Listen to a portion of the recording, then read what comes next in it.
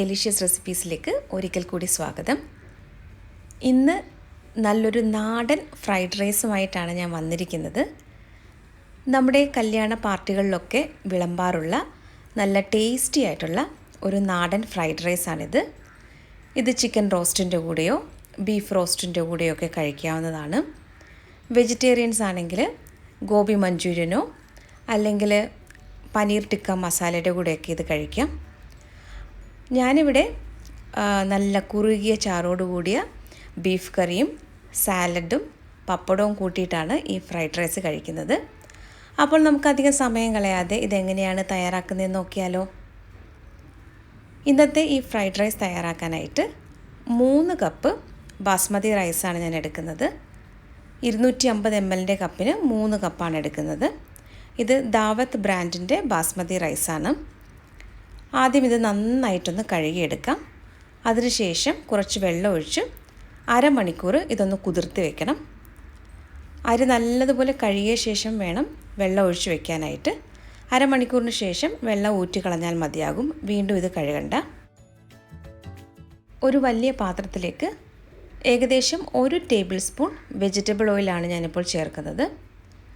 എണ്ണ നന്നായിട്ടൊന്ന് ചൂടായി വരുമ്പോഴേക്കും 8 ഏലയ്ക്ക, 8 ഗ്രാമ്പൂ, 2 കഷ്ണം പട്ട, 1 ബേ ലീഫ്, ഇത്രയും കൂടി നമുക്കിതിലേക്കൊന്ന് ചേർത്ത് കൊടുക്കാം.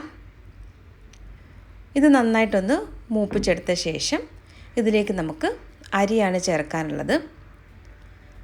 അരമണിക്കൂർ വെള്ളത്തിൽ കുതിർത്ത് വെച്ച ശേഷം വെള്ളമൊക്കെ നന്നായിട്ട് ഊറ്റിക്കളഞ്ഞ് ഞാനൊരു സ്ട്രെയിനറിലേക്ക് ഇത് മാറ്റി വെച്ചിട്ടുണ്ടായിരുന്നു. അരി ഇനി നന്നായിട്ടൊന്ന് ഇളക്കി കൊടുക്കാം. ഏകദേശം ഒരു 2 മിനിറ്റ് ഇതുപോലെ ഒന്ന് ഇളക്കി കൊടുക്കണം. ഇനി ഇതിലേക്ക് നല്ല ചൂടുവെള്ളമാണ് ഒഴിക്കുന്നത്. 5 കപ്പ് ചൂടുവെള്ളമാണ് ഞാനിപ്പോൾ ചേർത്തത്. ആവശ്യത്തിനുള്ള ഉപ്പ് കൂടി ചേർത്തിട്ട് നന്നായിട്ടൊന്ന് ഇളക്കി കൊടുക്കാം. 1 കപ്പ് അരിക്ക് 1.5 കപ്പ് വെള്ളം എന്നുള്ള രീതിയിലാണ് ചേർക്കേണ്ടത്. അപ്പോൾ ഞാനിവിടെ 3 കപ്പ് അരിയാണ് എടുത്തത്. അപ്പോൾ 5 കപ്പ് ചൂടുവെള്ളമാണ് ചേർത്തത്. 1/2 ടീസ്പൂൺ നെയ്യ് കൂടി ചേർത്തിട്ട് നന്നായിട്ടൊന്ന് ഇളക്കി കൊടുക്കാം.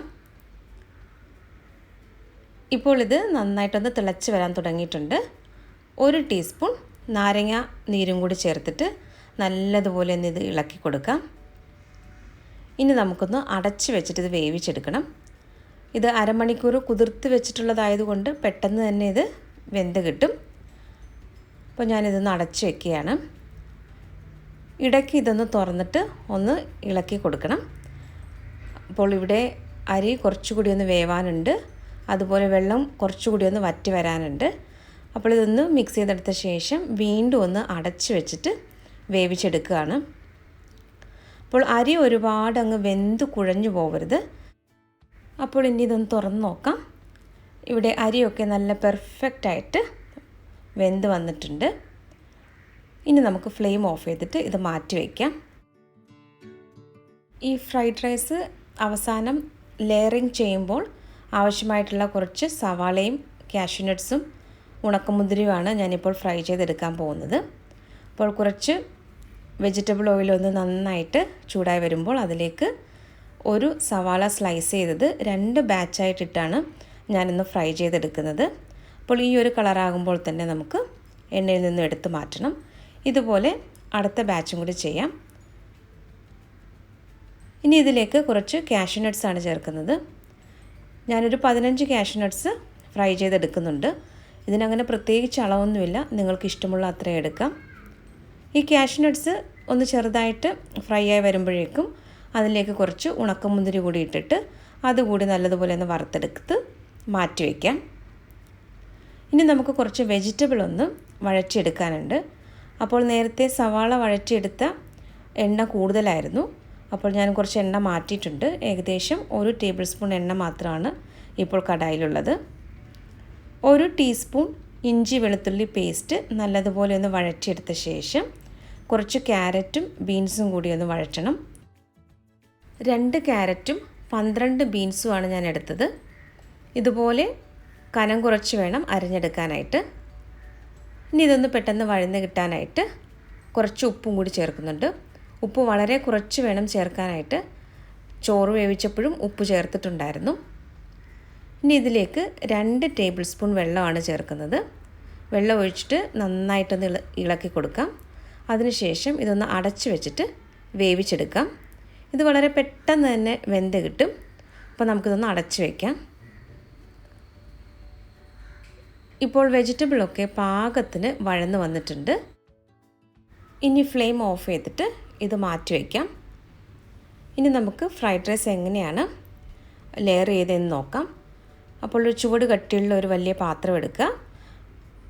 ഇതിലേക്ക് ഒരല്പം വെജിറ്റബിൾ ഓയിലൊന്ന് സ്പ്രെഡ് ചെയ്ത് കൊടുക്കുന്നുണ്ട്. ഇനി നമുക്ക് നേരത്തെ തയ്യാറാക്കി വെച്ചിരുന്ന വെജിറ്റബിളിൻ്റെ പകുതിയാണ് ഞാൻ ചേർക്കുന്നത്.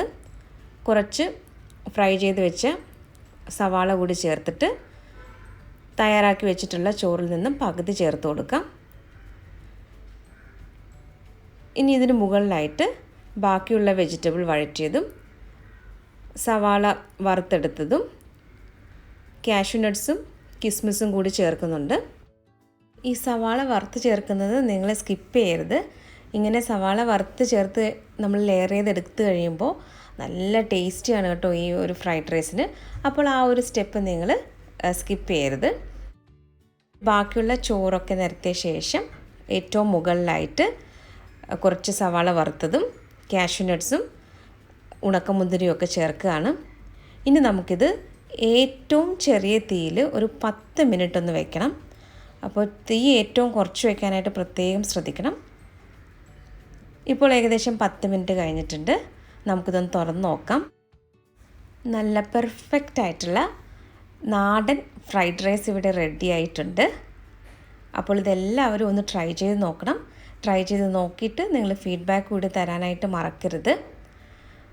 അപ്പോൾ ഇനി നമുക്കിതൊന്ന് നന്നായിട്ട് മിക്സ് ചെയ്തെടുക്കണം. ഇതിനു മുമ്പ് ഒരുപാട് ഫ്രൈഡ് റൈസിൻ്റെ റെസിപ്പികളൊക്കെ ഞാൻ നമ്മുടെ ചാനലിൽ പോസ്റ്റ് ചെയ്തിട്ടുണ്ട്. Egg fried rice, chicken fried റൈസിൻ്റെ ഒക്കെ റെസിപ്പികളുണ്ട്. സമയം കിട്ടുമ്പോൾ ആ വീഡിയോകളൊക്കെ ഒന്ന് കാണണം. അപ്പോൾ ഇന്നത്തെ ഈ നാടൻ ഫ്രൈഡ് റൈസ് നിങ്ങൾക്ക് എല്ലാവർക്കും ഇഷ്ടമായെന്ന് കരുതുന്നു. അപ്പോൾ മറ്റൊരു നല്ല റെസിപ്പിയുമായിട്ട് വീണ്ടും വരാം. താങ്ക്